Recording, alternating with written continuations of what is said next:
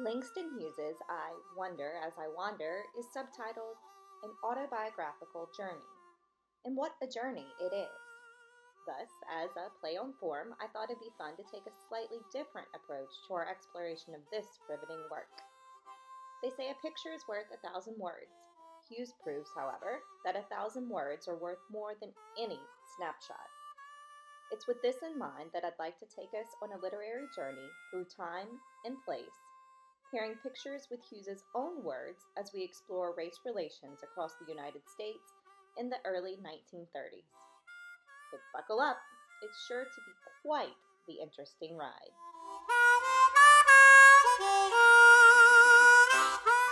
Hughes's simplicity is often deceptive, but his two books of autobiography are alike in that both tell of accidents and misfortunes, but almost always there are some exceptions with lightheartedness and bubbling good humor. He saw laughter as an essential ingredient of the spirit of the blues, the complex way of feeling with which he associated the majority of Black Americans as they faced life and its vicissitudes.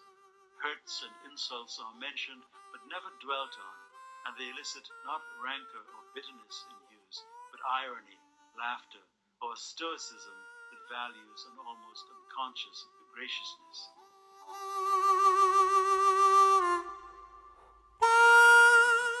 Tragedy at Hampton. In New York, the Depression was in full sway. Had I started looking for work, a job would have been hard to find. Thousands were out of work. But I did not want a job. I wanted to continue to be a poet. Yet sometimes I wondered if I was barking up the wrong tree. I determined to find out by taking poetry, my poetry, to my people. After all, I wrote about Negroes, and primarily for Negroes. Would they have me? Did they want me? Mrs. Bethune had said, they need poetry. Sitting half hungry in my tiny room in the West 135th Street Y in Harlem, her words encouraged me to do something about it. I got a Negro yearbook from the nearest library. In it is a list of educational institutions, so I began to write to the presidents of all the Negro colleges in the South. Almost immediately, answers came back from several institutions, offering to book me. My next problem would be how to get to these colleges. I had heard of the Rosenwald Fund to aid Negro education, so I wrote a letter outlining my plan for a tour of the South. The Rosenwald Fund granted me $1,000 toward the reading of my poems at educational centers. At Hampton Institute, Booker T. Washington's alma mater, on Friday night, I faced my first large audience, more than 1,000 Negro students, a sea of dark faces before me. Spontaneous applause followed many of my poems, and at the end of the program, the students gave me an ovation. Thus ended my first week on tour. Hampton is the most beautiful of Negro campuses, green and lovely, surrounded by inlets from the bay. I was invited to spend the weekend there. It was that weekend that I first met Dorothy Maynor, then a chubby teenage student choir singer with long black curls. My meeting with her was the beginning of a realization that I was in the South, the troubled Jim Crow South of ever-present danger for Negroes. That weekend, two tragic things happened. Juliet Derricott, former traveling YWCA executive, beloved of all girl students, and then Dean of Women at Fisk University, away from her campus on a speaking trip, had been seriously injured in an automobile wreck on a country road in Georgia. She had been denied treatment at the nearest hospital, a white hospital, and had died before she could be driven to a colored hospital miles away. And that Saturday afternoon, a former Hampton athlete, just graduated the spring before, and now coaching at Alabama Normal College for Negroes, had been beaten to death by a Southern mob on the way to see his football team play their first game of the season. Dorothy Maynor had known and admired both these people, as had the entire Hampton student body, so the whole campus mourned, and all were horrified at the manner in which their friends had died, victims of Southern prejudice. In Virginia, I I ran into an incident of Jim Crowism more amusing than serious. It was a very warm day driving, and Ratty and I became thirsty. We spotted a roadside refreshment hut, so I suggested we pull up there and I would jump out and get some cold sodas, since I knew we could not eat or drink inside. There is legal Jim Crow in Virginia. It was my intention to purchase the cool drinks and bring them out to the car. But when I put my hand on the knob of the screen door, it did not open. I pulled on the door again and discovered to my amazement that a white man just inside was holding the door. He shouted through the screen, "What do you want?" I said, "I'd like some sodas." He said, "Get up through the hole." Puzzled, I said, "What hole?" He answered, "We got a hole cut for y'all people on the side." He continued determinedly to hold the door. So I went around the side of the little frame building, and there, sure enough, with the sign marked colored above it, was a square hole in the wall through which Negroes were served. I did not buy, but I had to laugh. The strange, silly, pathetic South. In North Carolina, I spent almost the whole month of November giving programs of my poems. And from the playwright Paul Green and the sociologist Guy B. Johnson, I received a cordial invitation to appear at the University of North Carolina. About a week before I was scheduled to arrive at Chapel Hill, I received a note from a student, Anthony Petita, asking me to be the guest of himself and his roommate, Milton Abernathy. Petita said that since the white state university would not house a Negro on the campus, being dyed-in-the-wool Southern, he wanted to show me there were students who did not believe in such stupidities. I accepted Petita's invitation. He and Abernathy ran a little bookshop near the campus and published an unofficial student paper called Contempo. In connection with my coming, they had requested a poem or an article of mine to publish in their paper. I promptly sent them a poem and an article, both about the then famous Scottsboro case. They printed my 2 contributions on the front page of Contempo, which was distributed all over the campus the day I arrived. I was as surprised as were most of the Southerners at Chapel Hill to see my work in Contempo. My article, a satirical one, was called Southern Gentlemen, White Women, and Black Boys.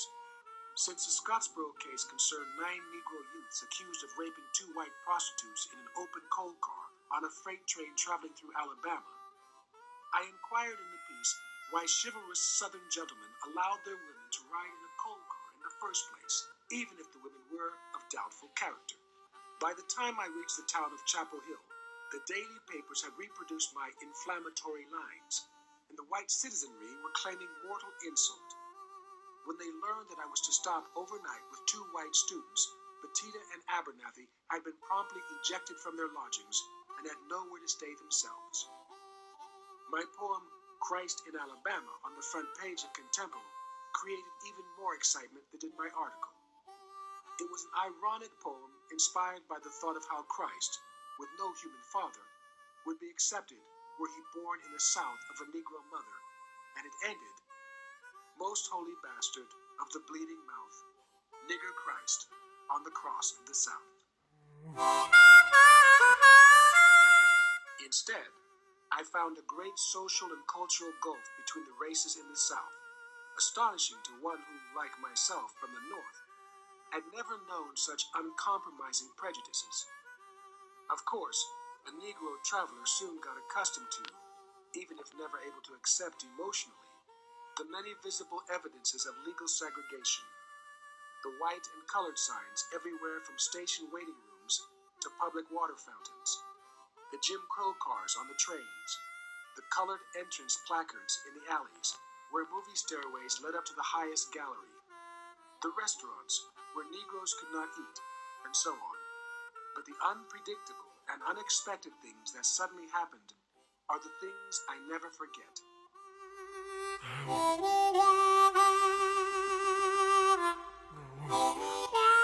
This was the sort of thing that continually puzzled and amused me in the South.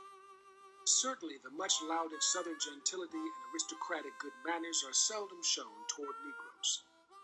The man on Julia Peterkin's porch never did rise to greet me, a stranger, as would almost anyone in the North. The Savannah policeman did not say, "Sir, I am sorry, but you're in the wrong place." He simply barked, "You can't come in here." When I thought about these things seriously, they were not funny. They were boorish and stupid. Some years later, when I asked Carson McCullers, the Georgia writer, why white people in the South behave so badly toward Negroes, Mrs. McCullers said, "Their hind brains don't work." My name I must have written 1,000,000 times that season on printed programs, in books, on scraps of paper, and even on paper napkins at rural receptions. But my most personal autograph is, I suppose, obliterated by now. I inscribed it unawares in a small town in Mississippi near the Alabama state line. I was reading my poems that evening for a colored church.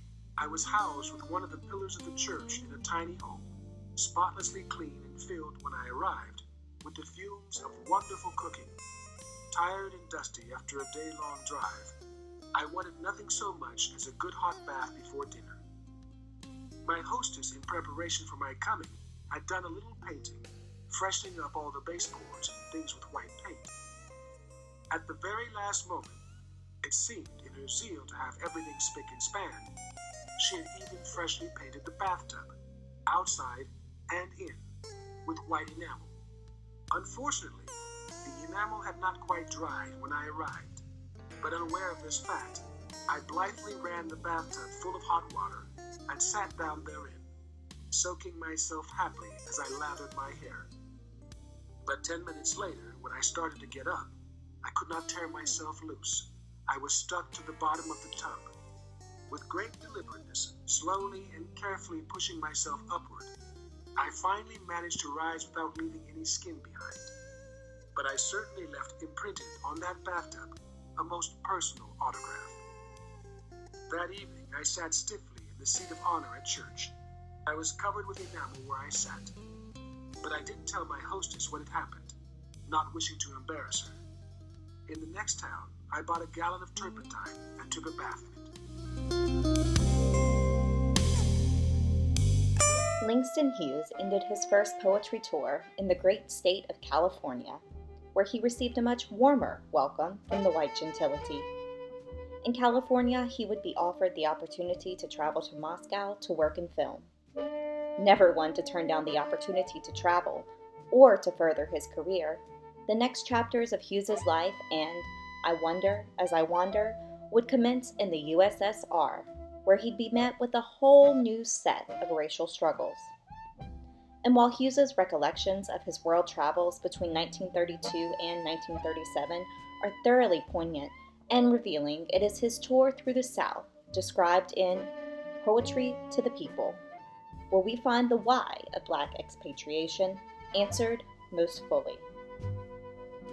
The reasons an expatriate leaves his home are many, but it is no wonder, in the reviewing of the inept racism experienced by Hughes during his first poetry tour in America, that African Americans left the country in droves.